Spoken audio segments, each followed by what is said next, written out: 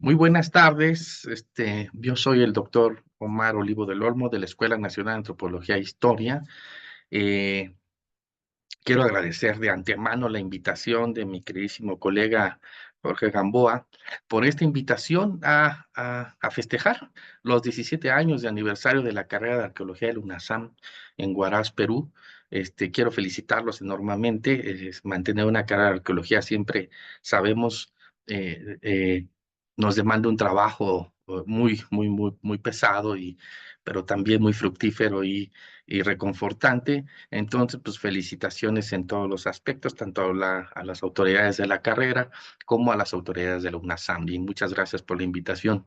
Siendo un festejo de la carrera de arqueología, yo pensé qué podía compartir con mis queridos colegas y estudiantes de allá, de Huaraz, Perú, y se me ocurrió que lo mejor es compartir experiencias, ¿no? Y compartir partes de la historia, en este caso de la historia de la arqueología mexicana.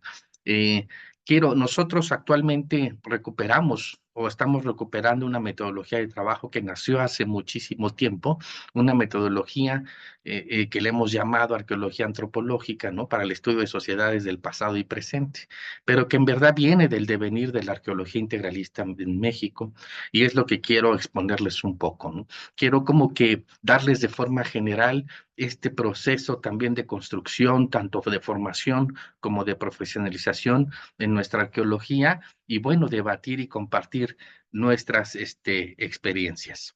Entonces, vamos a hacer un repaso muy rapidísimo desde donde nace esta concepción integralista de la arqueología en México hasta lo que pensamos hoy en día puede ayudarnos de ella, ¿no? Como veremos, voy a darle velocidad porque sé que tenemos un poquito de tiempo.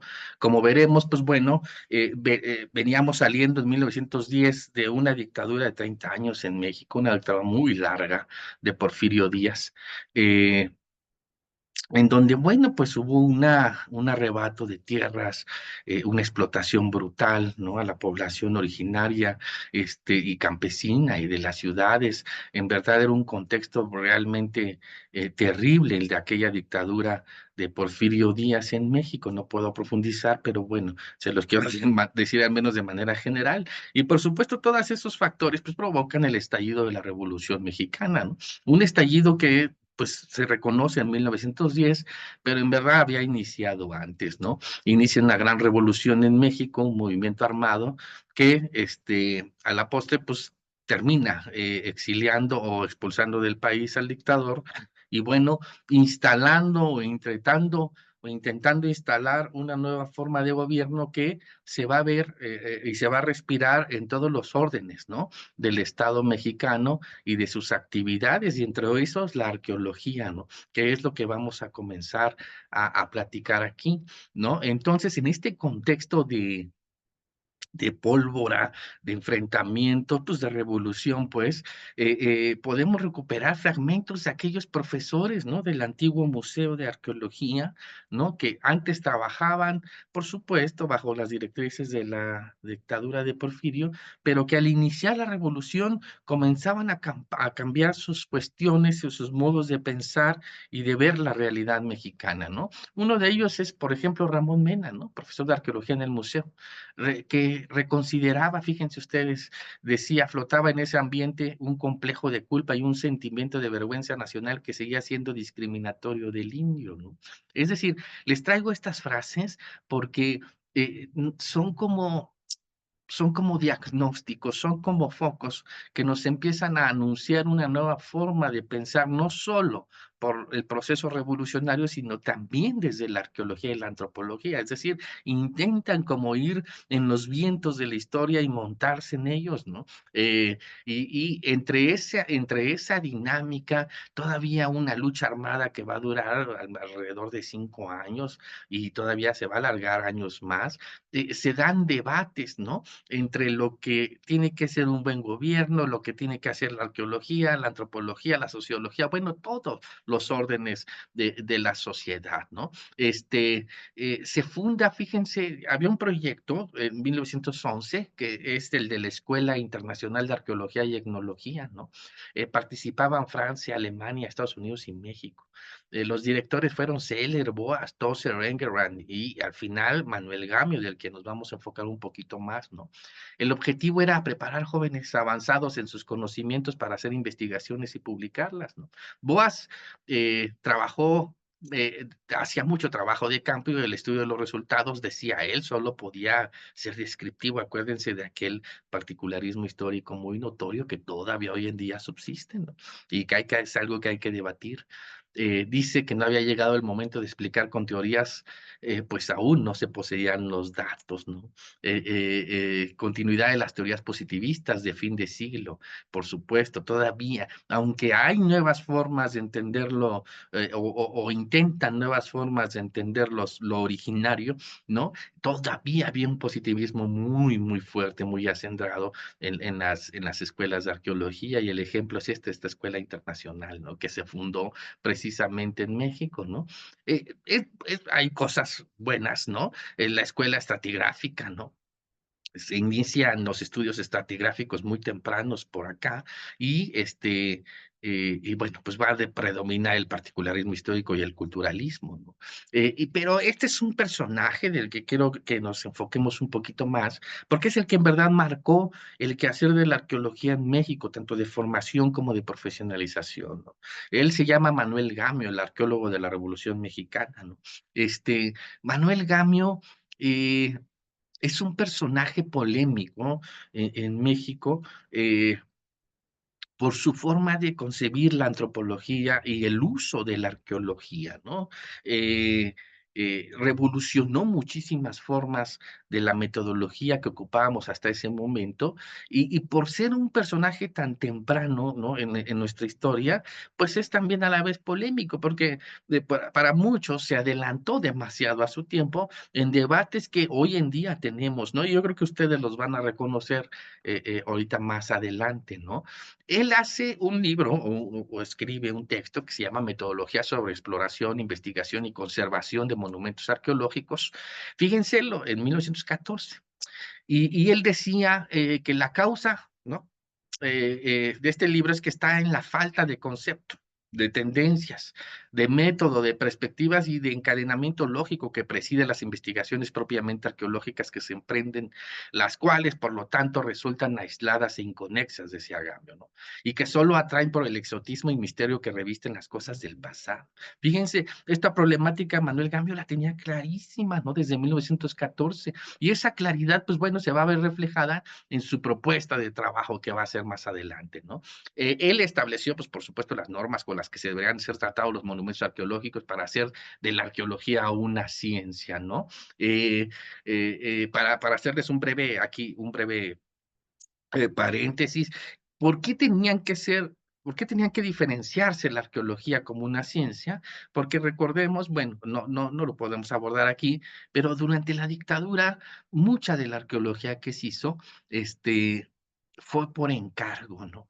Fue por encargo ya sea del compadre del dictador, ya sea de la comadre de no sé quién, ¿no? Que le gustó la bonita pirámide, que le gustó la bonita pieza y se mandaban a investigar. No, era muy poco, la verdad, lo que se hacía. Había que prácticamente un arqueólogo oficial, que era Batres, ¿no? Y el que se encargó, pues, de excavar tanto Teotihuacán o iniciar las excavaciones de Teotihuacán como de otros yacimientos, ¿no? Pero eran en verdad una arqueología más de compadrazgo, por decirlo de alguna manera, ¿no? Más informal, digámoslo de esa manera, o más anticuarista, si lo queremos ver desde esa perspectiva, ¿no? Entonces, Gamio tenía esta crítica, por supuesto, a esa forma de hacer arqueología, y ya en plena Revolución Mexicana, pues propone lo que debería de hacerse en realidad, ¿no? En consecuencia con lo que estaba pasando, ¿no? Propone esta metodología que va a perdurar muchísimo tiempo en México, ¿no? Este, Vamos a ver, miren, inicia así el integralismo en Gamio, decía él, las investigaciones tendrán un carácter integral, ¿no? Acuérdense que lo que estamos siguiendo en esta conferencia es ese concepto, esa categoría de lo integral y entenderlo bajo qué condiciones y para qué se estaba pensando, ¿no? Bueno, él decía, las investigaciones tendrán un carácter integral, pues comprenderán el estudio de las manifestaciones culturales, tanto las intelectuales, mitológicas, ideas estéticas, como las materiales, construcciones, cerámicas, implementos diversos, etcétera, de los restos humanos y de los restos animales y del ambiente físico biológico local, ¿no? Decía Gamio, el hilo histórico tenía que ser contemplado de larga duración desde la época prehispánica hasta la actualidad. Aquí ya, para Gamio, el dibujo de la cuestión o del carácter integral tendría entonces que abarcar prácticamente todas las esferas de lo humano y lo natural, ¿no? Y de lo social y lo natural, perdón, y sobre todo la larga duración del tiempo, ¿no? Es decir, Gamio no pensaba en una arqueología sesgada a un momento en sí, ¿no? Regularmente la arqueología se piensa o se establece en sus límites de tiempo encerrados en un apartado de la antigüedad, ¿no? Como pero en verdad, pues bueno, ese es más bien desde una perspectiva positivista. Gamio no, Gamio rompe esos hilos, no rompe esas demarcaciones y lo que piensa más bien es que el ser humano es ser humano de hace 2000, 3000, 5000, 10,000 años y el de ayer también, ¿no? Y en esa larga duración los fenómenos tienen que ser estudiados, ¿no? Entonces, el hilo histórico pues va desde la época prehispánica hasta la actualidad. Esa es una característica que no quiero que olvidemos, ¿no? Porque recuerden que en muchos de las discusiones sobre arqueología, por ejemplo, de la diáspora africana, ¿no? O arqueología de lo que llamamos arqueología histórica, pues muchos colegas, no son muchos, pero sí algunos colegas que desconocen estos preceptos, piensan que algo del siglo XVII o del siglo XX, del siglo XIX, no puede ser estudiado a través de la arqueología porque no corresponde a sus temporalidades. Bueno, eso es sumamente está muy mal, ¿no? Es sumamente errado. La condición humana puede ser estudiada desde la arqueología en cualquier momento de su historia. Ese es el precepto de Manuel Gamio, ¿no? Y entonces, por eso nos interesaba y nos interesa muchísimo recuperarlo, por supuesto, salvando sus contextos de materialización de las ideas, ¿no? Él hace un proyecto, un gran proyecto, la población del Valle de Teotihuacán, ¿no? Es un proyecto buenísimo, muy amplio,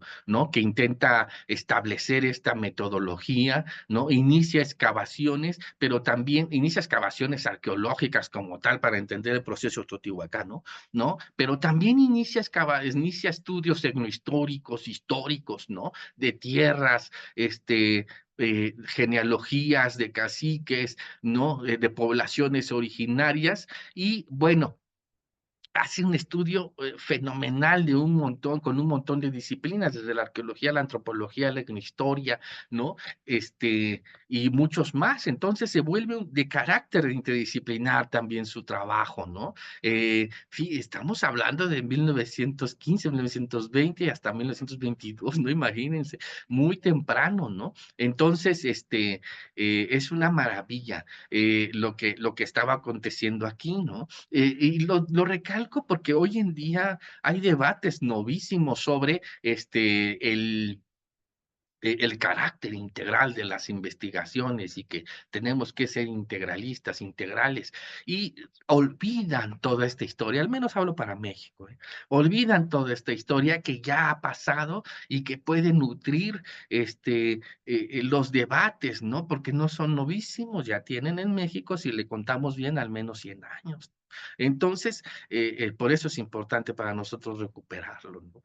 Bueno, fíjense, después y como resultado de todos estos estudios arqueológicos, antropológicos, históricos, etcétera, se inician proyectos, por ejemplo, de mejoramiento de vivienda, agricultura, alimentación, clínicos, educación, y creó la casa, por ejemplo, la casa regional, capacitación de artesanos, promoción de reparto agrario, que era muy importante para la Revolución Mexicana, el reparto agrario, devolver las tierras a quien las habían trabajado y a quienes pertenecían, ¿no? El desarrollo de la apicultura y un montón de cosas. Entonces, lo que demuestra esta forma de pensar la arqueología de carácter integral de Seagamio es que también tiene que tener un sentido y ese sentido es social, de justicia y de búsqueda social, ¿no? Y es exitosísimo, ¿no? Es muy exitoso el proyecto de Gamio y pues bueno, va a ser reconocido por muchas partes en el mundo, ¿no? Entonces, nosotros recuperamos esta esencia o intentamos recuperar esta esencia, ¿no? Hubo cambios, por supuesto, ¿no? Cuando la revolución, recuerden que todo proceso revolucionario también tiene sus traiciones, ¿no? Y en 1900, cuando entra Elías Calles, el maximato le llamamos aquí, pues traiciona parte de la Revolución Mexicana, ¿no? Y exilian a Gamio y se van muchos intelectuales y bueno, se queda atorada la revolución o los planteamientos de la revolución en ese momento, ¿no? Inicia aquí un proyecto, fíjense, en la arqueología también se ve reflejado. Inicia un proyecto, se llama Tenayuca, arqueología, le puse aquí arqueología sin antropología, efectivamente, ¿no? Este proyecto también va a durar un poquito de tiempo, unos 5 o 6 años, y bueno, ellos lo llaman un proyecto, fíjense, este proyecto integral histórico, ¿no? Cronológico, arqueológico, arquitectónico, astronómico y descriptivo hecho por especialistas. Esto fue se publicó en 1935, ¿no? Ya habían pasado unos años después de el Valle de Teotihuacán de Manuel Gamio, ¿no? La gran diferencia de este proyecto, pues es que no llega a la época actual y por supuesto no busca justicia social en ningún momento, ¿no? Fíjense, las dos escuelas mexicanas de arqueología, podríamos decirlo de alguna manera, tienen esa gran diferencia. Por un lado, Gamio sí tiene un objetivo social, de justicia social, y un objetivo de entender la población actual y relacionarla con su larga historia, y por el otro lado, Tenayuca, pues no lo da, ¿no? Es un proyecto, como ellos lo dicen, integral histórico. Yo creo que ahí metería mucho de los proyectos integrales de la actualidad, ¿no? En donde más bien piensan la integridad desde el uso de varias técnicas y varias, disciplinas, sí, pero solo para sociedades del pasado y no en ese largo tránsito de la humanidad hasta hasta nuestros días, ¿no? Son grandes diferencias. Entonces, bueno, para resumirles muy rápido, Teotihuacán integral, sí, ahí nace la integralidad, se basa en el estudio histórico, antropológico de la población para contribuir a la solución de necesidades de la población indígena, mostrar la secuencia y permanencia de rasgos culturales del pasado prehispánico en la sociedad contemporánea y, por supuesto, busca justicia social. Tenayuca multidisciplinario nada más, ¿no? No es integral, en verdad, aunque ellos le llamen integral histórico, no lo es, porque adolece, como les dije, de la sociedad actual, del análisis de la sociedad actual y sobre todo la búsqueda de su justicia social, ¿no? Tenayuca es multidisciplinario, basado en la escuela alemana, interesado en la descripción, análisis e interpretación de iconografía, simbología, arquitectura de las sociedades precolombinas, especialización de los estudios arqueológicos y reconstrucción de historias